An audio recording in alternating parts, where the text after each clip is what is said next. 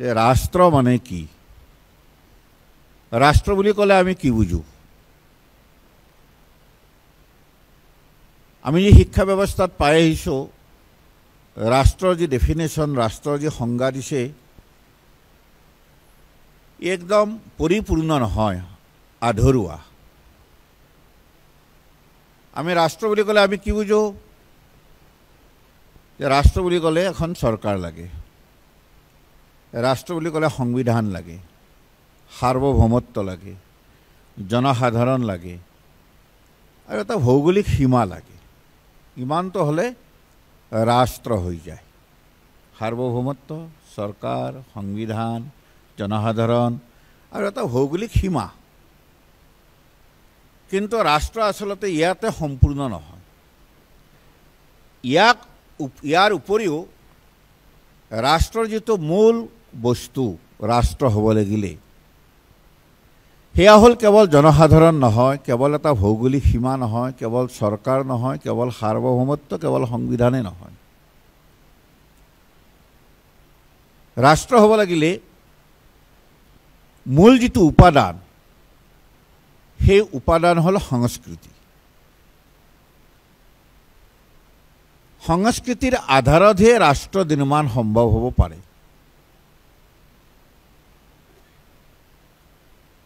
আমাৰ বেদ কমেও 10,000 বছৰ পুৰণি।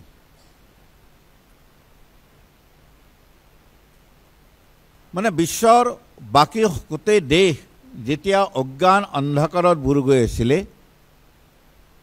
আখৰ লিখিব নাজানিছিলে, সেই সময়ত আমাৰ বেদৰ সৃষ্টি। আৰু বেদত ৰাষ্ট্ৰ সম্পৰ্কে কি কৈছে, ৰাষ্ট্ৰৰ যে ডেফিনিশ্যন দিছে, ৰাষ্ট্ৰ মানে, ৰাষ্ট্ৰ শব্দৰ অৰ্থ হ'ল প্ৰকাশ দিয়া। সংস্কৃত শব্দ ৰাষ্ট্ৰ শব্দ, ৰজতে স্ত্ৰণ ইতি ৰাষ্ট্ৰঃ। ৰজ ধাতুৰ অৰ্থ হ'ল প্ৰকাশ দিয়া, পোহৰ দিয়া। স্ত্ৰণ মানে হ'ল মাধ্যম, পোহৰ বিলোৱাৰ মাধ্যম, জ্ঞান বিলোৱাৰ মাধ্যম, তাৰে নাম হ'ল ৰাষ্ট্ৰ। কি জ্ঞান বিলাব লাগিব, সেই জ্ঞানৰ কথাটো সংস্কৃতিয়ে কয়। সংস্কৃতি শব্দটোৰ পিছত সংস্কাৰ শব্দটো আছে। সংস্কাৰ অবিহনে সংস্কৃতি অসম্ভৱ। আৰু সংস্কৃতিৰ পিছত সংস্কাৰ কোনটো? আমাৰ ভাৰতবৰ্ষত ৰাষ্ট্ৰ যি উদয় হৈছিলে, ৰাষ্ট্ৰ যি নিৰ্মাণ হৈছিলে, তো তাৰ কাৰণে আমাৰ যি পূৰ্বপুৰুষসকল আছিল, আমাৰ প্ৰত্যেকৰে যি পূৰ্বপুৰুষসকল আছিলে, 1000, 2000, 3000, 4000 বছৰ আগৰ যিসকল পূৰ্বপুৰুষ, তেওঁলোকে আমি মনুষ্য হিচাপে জন্মগ্ৰহণ কৰাৰ পিছত মানুহ হিচাপে আমাৰ কৰ্তব্য কি, এই কথাটোৰ ওপৰত চিন্তা চৰ্চা কৰিছিল, গৱেষণা কৰিছিল। সেই সময়ত গৱেষণা শব্দ নাছিলে, সেই সময়ত তপস্যা শব্দ আছিলে। আৰু তেওঁলোকে গৱেষণা কৰি তেওঁলোকৰ মনত কিছুমান প্ৰশ্ন আহিছিলে, সেই প্ৰশ্নৰ উত্তৰ বিচাৰিছিলে। আৰু তেওঁলোকে কৈছিলে যে গোটেই বিশ্বখনক আমি এটা পৰিয়াল বুলি ভাবিব লাগিব, এয়া প্ৰত্যেকজন মানুহৰ কৰ্তব্য। আজি পাশ্চাত্য যিটো দৰ্শন, তাৰ কাৰণে তেওঁলোকে কৈছে যে ৱৰ্ল্ড ইজ এ মাৰ্কেট, পৃথিৱীখন, বিশ্বখন এখন বজাৰ, ৱৰ্ল্ড ইজ এ মাৰ্কেট। আমাৰ পূৰ্বপুৰুষসকলে কৈ গৈছিলে world is not a market, বিশ্বখন এখন বজাৰ নহয়, বিশ্বখন কি, ৱৰ্ল্ড ইজ এ ফেমিলি, বিশ্বখন এটা পৰিয়াল। গোটেই বিশ্বখনক পৰিয়াল বুলি ভবা, এয়া প্ৰত্যেকজন মানুহৰ কৰ্তব্য। কেৱল ভবাই নহয়, আচৰণত, ব্যৱহাৰত ফুটি উঠিব লাগে। সেইকাৰণে সংস্কৃতত কৈছিলে বসুধৈৱ কুটুম্বকম। বসুধৈৱ কুটুম্বকম মানে কি, ৱৰ্ল্ড ইজ এ ফেমিলি, গোটেই বিশ্বখন আমি এটা পৰিয়াল। এয়া প্ৰত্যেক মানুহৰ চিন্তা হ'ব লাগে। দ্বিতীয়তে, বিশ্বৰ সকলোৰে আমি সুখ শান্তি কামনা কৰিব লাগে। কাৰো প্ৰতি কেতিয়াও মনত বিদ্বেষ ভাৱ থাকিব নালাগে। কেৱল সমগ্ৰ মানৱ জাতিৰ সুখ শান্তি কামনা কৰিলে নহ'ব, পশু পক্ষী কীট পতংগ সকলোৰে সুখ কামনা কৰিব লাগে। আৰু সেইকাৰণে মানুহৰ জীৱনৰ মন্ত্ৰ কি হোৱা উচিত? আমাৰ পূৰ্বপুৰুষসকলে কৈ গ'ল, সৰ্বে ভৱন্তু সুখীনঃ, সকলো সুখী হওক। সৰ্বে সন্তু নিৰাময়া, সকলো নিৰোগী হওক। সকলো মানে কেৱল মানৱ জাতিক কোৱা নাই, পশু পক্ষী কীট পতংগ সকলো সুখী হওক। এইটো হ'ল 2 নম্বৰ চিন্তা, মানুহৰ জীৱনৰ মন্ত্ৰ হ'ব লাগে। তৃতীয় কি? সমগ্ৰ মানৱ জাতিৰ জীৱনৰ লক্ষ্য কি? আমি মানুহ হিচাপে আমাৰ জীৱনৰ এটা লক্ষ্য আছে। লক্ষ্য কি? প্ৰথমটো প্ৰত্যেকজন ইণ্ডিভিজুৱেলি এজন এজন ব্যক্তিৰ জীৱনৰ এটা লক্ষ্য, আৰু দ্বিতীয় হ'ল সামূহিক জীৱনৰ লক্ষ্য। প্ৰত্যেকজন মানুহৰ প্ৰত্যেকজন ব্যক্তিৰ জীৱনৰ লক্ষ্য কি? আমিতো স্কুলত পঢ়িলোঁ যে জীৱনৰ লক্ষ্য কি? কোনোবাই ডক্টৰ হোৱা, কোনোবাই ইঞ্জিনিয়াৰ হোৱা, কোনোবাই প্ৰফেচাৰ হোৱা, কোনোবাই ইণ্ডাষ্ট্ৰিয়েলিষ্ট হোৱা, ইত্যাদি ইত্যাদি। কিন্তু আমাৰ ভাৰতীয় দৰ্শনে কৈছে যে মনুষ্য জীৱনৰ লক্ষ্য ডক্টৰ, ইঞ্জিনিয়াৰ, প্ৰফেচাৰ, ইণ্ডাষ্ট্ৰিয়েলিষ্ট হোৱা নহয়। তেতিয়াহ'লে মনুষ্য জীৱনৰ লক্ষ্য কি? ডক্টৰ হ'ব লাগিব নালাগে, ইঞ্জিনিয়াৰ হ'ব লাগিব নালাগে, প্ৰফেচাৰ হ'ব লাগিব নালাগে, ইণ্ডাষ্ট্ৰি চলাব লাগিব নালাগে, খেতি কৰিব লাগিব নালাগে? লাগিব। তেতিয়াহ'লে এইবিলাক কিন্তু জীৱনৰ লক্ষ্য নহয়। জীৱনৰ লক্ষ্য কি? মই নৰ হিচাপে জন্মগ্ৰহণ কৰিছোঁ, নৰৰ পৰা মই নাৰায়ণ হ'ব লাগিব, নৰৰ পৰা নৰোত্তম, নৰোত্তমৰ পৰা নাৰায়ণ হ'ব লাগিব। এয়া প্ৰত্যেকজন ছাত্ৰ ছাত্ৰীৰ, প্ৰত্যেকজন ব্যক্তিৰ জীৱনৰ লক্ষ্য হোৱা উচিত যে নৰৰ পৰা আমি নাৰায়ণ হ'ব লাগিব, মানে ভগৱানৰ ওচৰলৈকে যাব লাগিব। আৰু নৰৰ পৰা যদি নাৰায়ণ হ'ব লাগে, তাৰ কাৰণে কোনোবাই ডাক্তৰ হ'ব লাগিব, কোনোবাই ইঞ্জিনিয়াৰ হ'ব লাগিব, কোনোবাই প্ৰফেচাৰ হ'ব লাগিব, কোনোবাই এডভোকেট হ'ব লাগিব, কোনোবাই মিনিষ্টাৰ হ'ব লাগিব, কোনোবাই ৰাষ্ট্ৰপতি হ'ব লাগিব, কোনোবাই খেতি কৰিব লাগিব, কোনোবাই মজদুৰ কৰিব লাগিব। সকলোৰে লক্ষ্য কি? নৰৰ পৰা নাৰায়ণ হোৱা। এইটো প্ৰত্যেকজন মানুহৰ জীৱনৰ লক্ষ্য।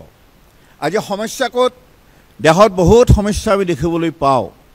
আমাৰ মাজত ডক্টৰৰ সংখ্যা কম নাই, কিন্তু এনেকুৱা কিছুমান ডক্টৰ আছে, সকলো ডক্টৰ নহয়, এনেকুৱা কিছুমান ডক্টৰ আছে যিসকলে ডক্টৰ হোৱাটোই জীৱনৰ লক্ষ্য হৈ গ'ল।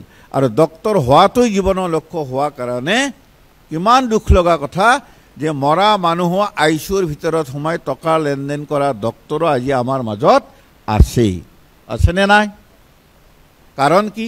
তেওঁ ডক্টৰ হোৱাটো জীৱনৰ লক্ষ্য হৈ গ'ল। মই যদি নৰৰ পৰা নাৰায়ণ হোৱা জীৱনৰ লক্ষ্য হ'লেতেন, মানে নৰ সেৱাই নাৰায়ণ সেৱা, তেতিয়া মই ডক্টৰটো মাধ্যম হিচাপে ল'লোহেঁতেন। মই ডক্টৰ কিহৰ কাৰণে? মানৱ জাতিৰ সেৱা কৰাৰ কাৰণে মই ডক্টৰ হৈছোঁ। মানে নাৰায়ণ হ'ব লাগিব। সেইকাৰণে নাৰায়ণ হ'ব লাগিলে মনুষ্যৰ সেৱা কৰিব লাগিব। এয়া জীৱনৰ লক্ষ্য। ইঞ্জিনিয়াৰৰ অভাৱ আমাৰ সমাজত কম নাই, বহুত ইঞ্জিনিয়াৰ আছে, কিন্তু বেছিভাগ ইঞ্জিনিয়াৰ আজি কি? কণ্ট্ৰেক্টৰৰ লগত টকা লেনদেন কৰি কামবিলাক বেয়া কৰে নে নকৰে? হৈছেনে হোৱা নাই? কিয় হৈছে? এইটো IAS অফিচাৰৰ সংখ্যা কম নহয়, বহুত IAS অফিচাৰ আছে, কিন্তু বহুত সংখ্যক IAS অফিচাৰ আছে কেৱল কৰাপশ্যনত লিপ্ত হয়, আজি জেলৰ ভাত খাই আছে। কাৰণ কি? কাৰণ জীৱনৰ লক্ষ্য কি সেইটো পাহৰি গ'লো। জীৱনৰ লক্ষ্য মই IAS অফিচাৰ হোৱা নহয়, জীৱনৰ লক্ষ্য তুমি নৰৰ পৰা নাৰায়ণ হ'ব লাগিব। নৰৰ পৰা নাৰায়ণ হোৱাৰ কাৰণে তুমি IAS অফিচাৰ হ'ব লাগিব। তুমি DC কিহৰ কাৰণে হৈছা? তুমি SP কিহৰ কাৰণে হৈছা? যে তুমি নৰৰ পৰা নাৰায়ণ হ'ব লাগিব। সেইকাৰণে মানুহৰ জীৱনৰ লক্ষ্য কি? যে নৰৰ পৰা নাৰায়ণ হোৱা। এই সংস্কাৰ প্ৰত্যেকজন মনুষ্যৰ জীৱনত যদি থাকেই, তো বিশ্বখনত কেতিয়াও অশান্তিৰ সৃষ্টি হ'ব নোৱাৰে। সেইকাৰণে সংস্কৃতিৰ পিছত এই সংস্কাৰবিলাকৰ কথা আছে। সংস্কৃতি এনে নিৰ্মাণ হোৱা নাই। নৰৰ পৰা নাৰায়ণ হোৱা এই লক্ষ্য, সকলোৰে সুখ শান্তি কামনা কৰা এয়াই লক্ষ্য। গোটেই বিশ্বখনক আমি এটা পৰিয়াল বুলি ভবা এয়াই লক্ষ্য। আৰু সামূহিক জীৱনৰ লক্ষ্য কি, সমগ্ৰ মানৱ জাতিৰ জীৱনৰ লক্ষ্য কি, ভগৱানে সৃষ্টি কৰা এই সুন্দৰ বিশ্বখনক সত্যম শিৱম সুন্দৰম কৰি তোলা। ভগৱানে যি সুন্দৰ বিশ্বখন সৃষ্টি কৰিছে, এই বিশ্বখনক সুন্দৰ কৰি ৰখা। আৰু সংস্কৃতত কৈছে কৃণ্যন্তু বিশ্বমাৰ্যম, গোটেই বিশ্বখনক আমি শ্ৰেষ্ঠৰ পৰা শ্ৰেষ্ঠত্বলৈকে লৈ যাওঁ। এয়া সমগ্ৰ মানৱ জাতিৰ জীৱনৰ লক্ষ্য। এইকেইটা মানৱ জীৱন, এই মানৱ দৰ্শন, এয়াকে কোৱা হয় ভাৰতীয় দৰ্শন। এতিয়া এই দৰ্শনৰ আধাৰত, এই সংস্কৃতিৰ সংস্কাৰৰ আধাৰত আমাৰ ইয়াত এই কথাটো প্ৰকট কৰাৰ কাৰণে, এই ভাৱটো পদত প্ৰত্যেকজন ব্যক্তিৰ অন্তৰত এই সংস্কাৰ দিয়াৰ কাৰণে আমাৰ ইয়াত সাহিত্য ৰচনা হৈছিলে, আমাৰ ইয়াত সংগীত ৰচনা হৈছিলে, আমাৰ ইয়াত নাটক ৰচনা হৈছিলে, আমাৰ ইয়াত নৃত্য ৰচনা হৈছিলে, আমাৰ ইয়াত চিত্ৰকলা ৰচনা হৈছিলে। গতিকে আমাৰ ইয়াত নাটক হওক, সংগীত হওক, সাহিত্য হওক, কলা হওক, সকলোবিলাকৰ উদ্দেশ্য কি, এইকেইটা সংস্কাৰ মানুহৰ জীৱনত প্ৰকট কৰা। আৰু সেইকাৰণে এইবিলাকে হৈ গ'ল সংস্কৃতিৰ অংগ। তাৰমানে আমাৰ সংস্কৃতিৰ পিছত কি আছে, সংস্কাৰ আছে। গতিকে ৰাষ্ট্ৰ নিৰ্মাণ হ'ব লাগিলে এই সংস্কৃতিৰ আধাৰতহে ৰাষ্ট্ৰ নিৰ্মাণ হয়। এইকেইটা চিন্তা চৰ্চাৰে জীৱিত মানুহ য'ত একেলগে থাকেই, সেয়াই হৈ গৈ ৰাষ্ট্ৰ। সেইকাৰণে পাশ্চাত্য দৰ্শনে সংস্কৃতিৰ কথা ৰাষ্ট্ৰখনত অনা নাই। ভাৰতীয় দৰ্শনে কৈছে যে সংস্কৃতিৰ আধাৰতহে ৰাষ্ট্ৰ নিৰ্মাণ হ'ব পাৰে। ৰাষ্ট্ৰহিতৰ স্বাৰ্থত news Bharati, any nation first.